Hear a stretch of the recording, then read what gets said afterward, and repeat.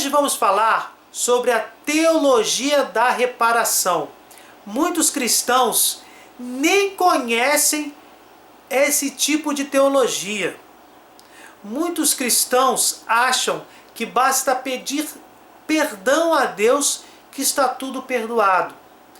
Podemos falar aqui tanto de cristãos protestantes quanto de cristãos católicos. Aqueles protestantes que não acreditam no sacramento da confissão, vou deixar aqui um link na descrição sobre este sacramento que é completamente bíblico, explicam que basta pedir perdão a Deus, louvar, adorar a Deus e pedir perdão porque será tudo perdoado. O sangue de Jesus perdoa todos os pecados. Da mesma forma, os católicos acham que simplesmente basta, no caso dos pecados graves, a ida ao confessionário, a confissão dos pecados e o perdão desses pecados diante do confessor, diante do sacramento da confissão. O que devemos entender é que sim, Jesus perdoou os nossos pecados. Ele se fez homem, sendo Deus, segunda pessoa da Santíssima Trindade, e deu a vida por toda a humanidade. Resgatou toda a humanidade. Todos os pecados foram perdoados. Contudo, se faz necessária a adesão. Por isso, a fé não significa apenas acreditar, mas sim aderir à crença em Jesus Cristo. Para aderir à crença a Jesus Cristo, nós precisamos o quê? Seguir os seus ensinamentos. Ele já vai dizer que aquele que o ama segue os seus mandamentos. Só através desta frase que está no Evangelho de João, nós podemos entender que não é simplesmente acreditar. Dizer, por exemplo, que o justo viverá pela fé, sim, o justo viverá pela fé, mas o justo não é um injusto. O justo já é aquele que pratica boas obras, que cumpre os mandamentos. Então é necessária a adesão no cumprimento dos mandamentos, dos ensinamentos de Jesus e a fé. A fé salva, mas ela deve ser refletida em boas obras. Da mesma forma, é a teologia da reparação. Acontece com a questão do pecado. Quando a gente comete um pecado, a gente deve primeiro se arrepender. Nós já falamos aqui em vários vídeos.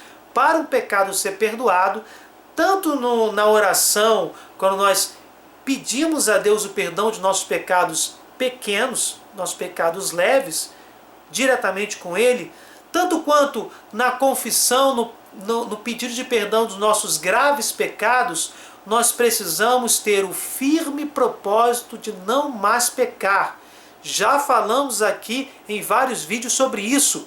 Nós precisamos lutar de forma fervorosa para não cometer mais aquele pecado. É exatamente esse tipo de comportamento que, grosseiramente falando, de forma bem simples, podemos dizer que se trata do arrependimento eficaz. Logo, para eu pedir perdão, para eu ter o meu pecado perdoado, eu preciso ter o firme propósito de não cometer mais aquele pecado. Mas, no entanto, além desse pedido de perdão e desse firme propósito do arrependimento eficaz, já são duas atitudes humanas bem difíceis de se conseguir, porque eu preciso ter humildade e eu preciso ter determinação. Não que caso eu cometa esse pecado novamente, eu não possa novamente ir ao confessionário, eu não possa novamente pedir perdão a Deus. Claro, Jesus perdoa infinitamente, contudo, Ele não perdoa incondicionalmente. É um pouquinho diferente. As condições para o perdão dos pecados são exatamente estas: o pedido de perdão, a fé. Eu tenho que acreditar que Deus, que Jesus Cristo morreu por mim e o seu sangue redentor irá sim me perdoar. E eu tenho que ter a determinação de procurar lutar contra esse vício, contra esse hábito ruim, contra esse pecado que eu estou pedindo perdão, o arrependimento eficaz. Mas, como nós estamos falando aqui de teologia da reparação, existe mais um ponto. Todo pecado, ele traz danos, sejam eles particulares, sejam eles comunitários. Como nós somos membros do corpo místico de Cristo, todo pecado, ele traz sim consequências negativas ao corpo místico, sejam eles particulares, sejam eles comunitários. Logicamente que os comunitários, eles ensinam o erro, por exemplo, quando eles são principalmente públicos, eles costumam ser mais graves, mas quaisquer um desses tipos de pecados são danosos ao corpo místico de Cristo, a toda a igreja. De forma simples, podemos dizer que todo pecado de qualquer natureza, de qualquer gravidade, ele causa um dano. E esse dano precisa ser reparado. De forma bem simples, se alguém foi roubar uma pessoa, para reparar esse dano, ele não pode simplesmente pedir desculpas. Ele precisa, além de pedir desculpas, que é o pedido de perdão, ele precisa se arrepender, ter o firme propósito de não mais roubar ninguém, e aí vem a reparação. Ele precisa devolver o dinheiro que ele roubou.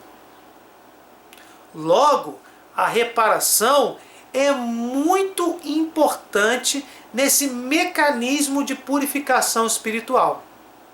Isso acontece na teologia católica, na doutrina católica, melhor dizendo. Quando eu vou ao confessionário para pedir perdão por pecados graves, eu tenho que me arrepender, eu tenho que pedir perdão e eu tenho que reparar o dano. Às vezes, não é possível reparar aquele dano. Além da culpa que está sendo apagada no pedido de perdão e no firme propósito de não mais cometer aquele pecado, existe o dano. Mas, como eu acabei de falar, o dano às vezes não pode ser reparado. Então, o padre às vezes manda a gente ler um salmo, fazer uma caridade, fazer uma série de orações, todas de forma piedosa, de forma não mecânica. Eu não vou fazer caridade por fazer. Tenho também ter o firme propósito que seja da forma mais autêntica possível, para que sim, esse dano seja reparado. Pode não ser uma coisa objetiva, já que você roubou o dinheiro, você devolve o dinheiro. Porque eu acabei de falar, às vezes essa forma de reparação do dano não pode ser realizada. Entretanto, nós podemos sim reparar o dano através de obras de misericórdia, de piedade, de caridade. E isso também está dentro do que a gente chama de obras indulgenciadas. Muitas obras, práticas piedosas, práticas religiosas, como o terço mariano, a oração do terço mariano, como a realização, a participação de uma vigília sacra, a participação de uma adoração eucarística, a ida a um santuário mariano e tantas outras formas indulgenciadas pela Igreja, são possibilidades, são alternativas de se reparar aqueles danos que não podemos reparar de pecados graves como estes que nós estamos comentando aqui. Mas Marcos, por que nós temos que reparar o pecado? Se o amor de Deus é gratuito, por que temos que reparar? Se Ele já pagou os nossos pecados com a sua vida na cruz, com o seu sangue redentor. Essa é uma boa pergunta, mas também tem uma boa resposta. Nós precisamos aderir. Nós precisamos dizer o nosso sim. O pecado ele é perdoado com o sangue redentor de Jesus. O dano, desta forma, está reparado. Todavia, devemos entender que Deus, além de ser infinitamente misericordioso, Ele também é infinitamente justo. Ele não pode, como Pai bonachão, perdoar de forma indiscriminada de forma incondicional, ele perdoa quantas vezes forem necessárias, mas elas não são de forma incondicional. Precisamos sim seguir certas condições que nós estamos aqui comentando. Enfim, Deus não é um pai bonachão que de forma indiscriminada perdoa e não reivindica a reparação do dano causado por aquele pecado. Ele seria completamente injusto. E Deus não pode ser imperfeito, e aí entra a questão da justiça, e nem incoerente. Se ele é justo, ele é justo. Por isso, pede nós também a nossa participação na reparação. Jesus repara o pecado, perdoa o nosso pecado, melhor dizendo, com o seu sangue redentor, e nós procuramos fazer o nosso melhor, inclusive na reparação do dano, através das práticas de misericórdia, piedade e de caridade. Está no Catecismo da Igreja Católica, parágrafo 2487. Toda falta cometida contra a justiça e a verdade impõe dever de reparação, mesmo que seu autor tenha sido perdoado. Quando se torna impossível reparar um erro publicamente, deve-se fazê-lo em segredo. Se alguém que sofreu prejuízo não pode ser diretamente indenizado, deve-se dar-lhe satisfação moralmente em nome da caridade. Dentro deste parágrafo está aí toda a teologia da reparação, de forma bem resumida, pois no Catecismo da Igreja Católica nós temos um livro bem resumido de toda a realidade da doutrina cristã.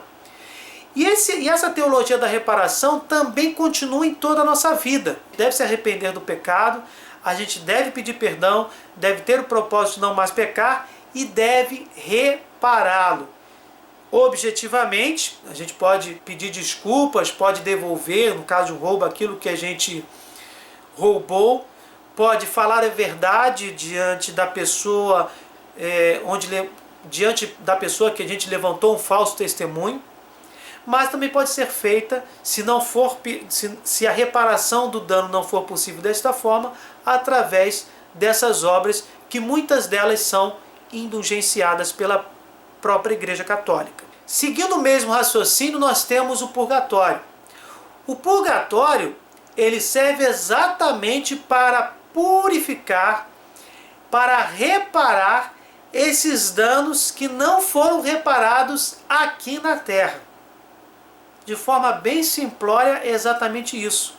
Não é que, como alguns protestantes informados dizem, o católico é engraçado, ele vai lá, ele pede perdão no confessionário, e se ele tiver cometido muitos pecados, não deu tempo de confessar, ele vai se purificar no purgatório. Não existe isso. Só existem dois caminhos, céu e inferno.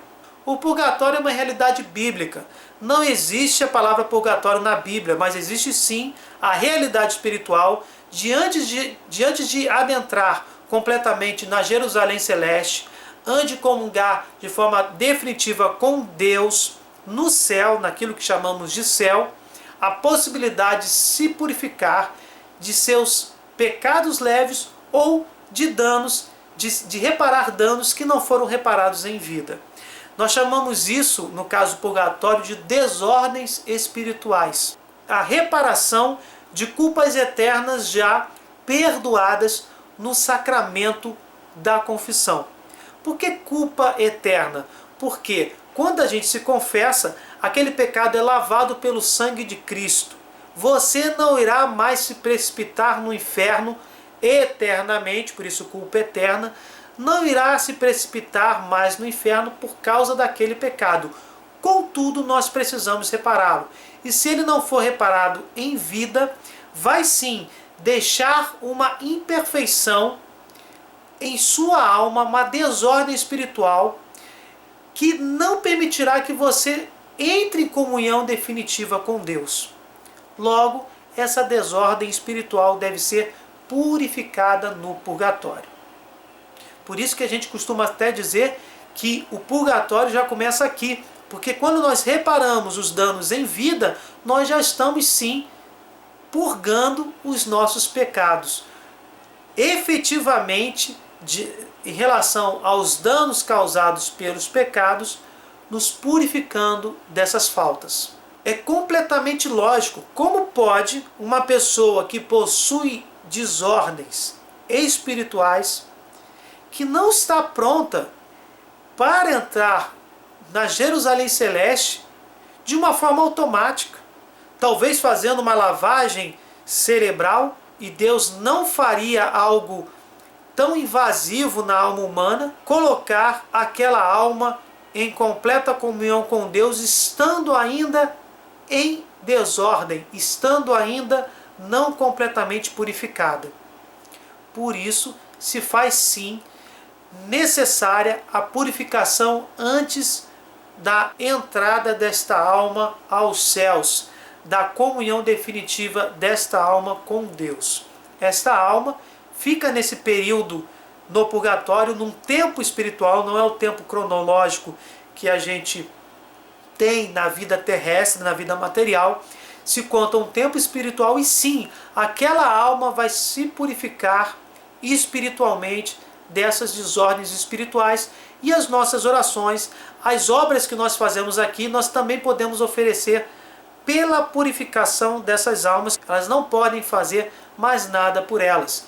Então elas necessitam sim da nossa solidariedade espiritual. Podemos oferecer um terço pela purificação dessas almas, uma missa que nada mais é do que o próprio sacrifício de Jesus no Calvário, que se faz presente, mistério da fé, se faz presente na Sagrada Eucaristia, na Santa Missa. Podemos oferecer inúmeras obras de piedade, misericórdia e caridade por essas almas, pela purificação dessas almas. Por isso, a teologia da reparação é tão importante, tão lógica, tão sensata e tão profunda.